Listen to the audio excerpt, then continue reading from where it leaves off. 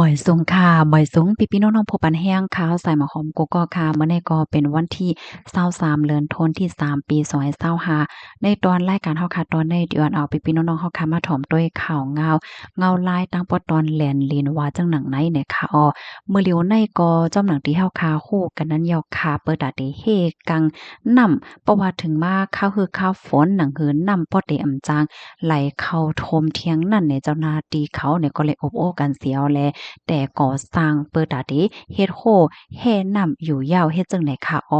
อันไลโคบทั่วพันและอันมีข่าวงาออกมาอยู่พ้องย่ามมื้อเร็วในคันนะมังเปิ้นตีในก้นวันอยู่มาข้าวตั้งหึงเป็น20ปีตึกฮู้ก้วยในว่านะว่าเปิ้นตีเฮิรนตัวเจ้าเกาะกำพองนั่นไหนมันอยู่ไว้ในเหรียญเมืองคมตมเมียมมาว่าจังไหนค่ะเมื่อวันที่22เดือนธันวาคมที่3ปี2025เมื่อว่าในก้วยค่ะสื่อข่าวไทยหลายๆห้องการไล่ออกมาเปิ้นเผาลัดว่า พ้องย่ามมือเหลียวในคิมห้อมแม่น้ำสายอันเป็นปื้นติเหลียนลิ้นแม่สายตาคีเล็กค่ะพ้องย่ามมือเหลียวในค่ะเนาะตั้งฝ่ายเจ้าหน้าที่มะฮมตุมยามหมาในไล่เอาตั้งรถแบคโฮเสียวแลมาคุดเปิดตาเตเฮ็ดโฮแห่นำ2ตีค่ะตีหนึ่งในเป็นตีหิมห้อมโขมึดกือแม่สายตาคีเลขค่ะโคมึดกือหมายหนึ่งแม่สายตาคีเลขค่ะเนาะปยกเที่ยงตีหนึ่งซ้ำเป็นตีอ่า อันต่อหน้ากันดังกาดสายลมจ้อยอำนั้นก็หิมห้อมอันลัวเนี่ยค่ะเอาเปิดตาหางแฮ่นเตก่อสร้างโฮนั่นคือเพราะว่าถึงมาข้าวฝนตกแห้งเนี่ยก็นำเตอำไหลเข้าท่วมฮาวๆแห้งๆหนังอันยามเป็นมือป่วนมาตื้นนั่นเฮ็ดจังได๋คะเฮ็ดนั้นเหี่ยวแลเพราะว่าเจ้าหน้าที่2ฝ่ายค่ะเนาะเปิ้นก็เลยอุปโภคกันในสังเหเนี่ยกำไนค่ะเปิ้นเนี่ยก็ซ้ำมีลองแตกนาลินเทียงเฮ็ดจังได๋คะนะ แตกนาลินว่าอันไรอยู่ฝั่งเมืองคมตุมอันไรอยู่ฝั่งไทยว่าซังว่าเฮ็ดจังได๋นั้นขนาดนอกกับในเปิ้นก็เอาสีในมาตราไว้สีเหลืองขิดไว้จังหนังเฮาค่ะ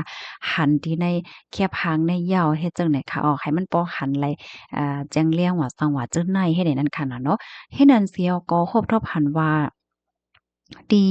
คิมฮอมหลังวัดก่อซ้ายแม่สายจะเว้งแม่สายใจดอนเก้งไฮนั่นค่ะนะอันนั้นก็ซ้ำเป็นตีเดลัยทุบโคตั้งหลังแปดให้ในคำว่าย้อนเปอว่าอันไหว้เสเตียกเหี่ยวในโคบทบหันว่ามันเข้าในเหรียญเมืองคมตมเมียมมาเฮ็ดจังไหนคะลือเสนั่นก็ย่อมคบทบหันว่ามีเฮิรนตึก3จั่นเป็นห้องขาด อันในก็เซียนมันไหนว่าเสียเจ้าหน้าที่เขาเปิ้นแตกเหี่ยวเนี่ยก็มันซ้ำอยู่เข้ากว่าในเหรียญเมืองคมตุมเฮ็ดจังได๋คะเป็นว่าเฮ็ดจังแนวค่ะกำลังแลก็เลยเป็นไรทุบแปดหมางปอดหมางตอนจังไหนคะหรือนั่นเจ้าหน้าที่เขาก็ยังครบถ้วนพันว่าเฮิรนเยหิมฮอมอันอยู่หิมแม่น้ำสายนั่นค่ะนะก็ขึ้นป้ายเปิ้นเผาขายกันจังไหนในตั้งนำตั้งหลายเฮ็ดไหนคะกำไรมาต้อยเทียงตีซอยเขาเฮาว่าซอยไม้ลุงขน12เนี่ยว่านะอันนี้ก็เป็นซอยเป็นเส้นตั้งค่ะกว่าเนาะกำไต้เฮาที่ก็เรียกว่าอันติดจับกันตั้งแม่น้ำสายนั่นค่ะอันนี้ก็ครบถ้วนพันว่ามีเฮิรนตึกนั่นน่ะเนาะมีเฮิรนตึกเหี่ยวก็มันมีปื้นที่แองที่เข้าในเหรียญมะหมตุ่มยามมาป้าเฮ็ดให้ค่ะว่านะนอกเหลือเสีในยังมีเฮิรนเยก้นหวานเทียงกำพองที่อันอยู่ชิมคอม เซียนที่อันเปิ้นคิดไว้เฮ็ดจั่งใดค่ะนะอ่าก้อนวานเขาอันอยู่ไว้คิมฮอมจั่งใดก็ได้เลยว่าไม้ใจว่าอยู่เหี่ยวนั้นขนาดเนาะมั่นใจว่าจ้องเตไล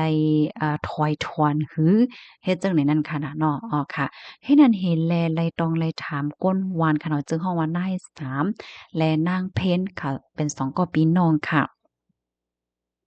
ก็เลยฮู้ว่าเขาได้ซื้อเฮิรนเหี่ยวก็อยู่ที่ในมาใน20ปีป่วนมายาวเนี่ยค่ะเหี่ยวก็เมื่อพ้องที่อันเขาซื้อที่อันเขาซื้อนั่นค่ะนะเขาก็ว่าว่ามันอยู่ตั้งฝั่งเมืองไทยน่ะเนาะอยู่มาเข้าตั้งหึงอ่านโฮ10โฮ20ปีมันก็มีไผลมาว่ามาตักอีสังเนี่ยค่ะเนาะเขาเนี่ยก็อยู่มาดอกถึงวันเมินไหนสิแลค่ะ2ก็พี่น้องก็คัดใจเก็บหอมตอมจุงเงินตองสิ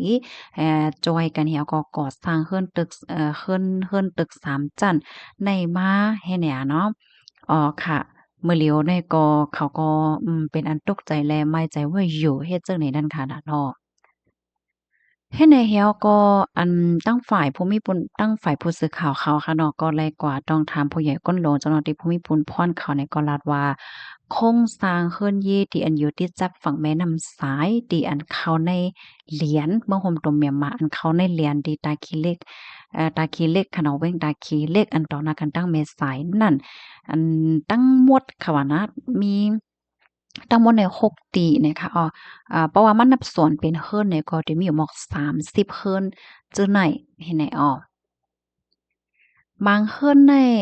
มันก็ได้เรียกว่าจั่งอะอันเจ้าหน้าที่เขาเปิ้นมีแตกมีหางเสคะนะก็คบทบหันว่าเฮิรนบางเฮิรนเนี่ยก็ได้เรียกว่า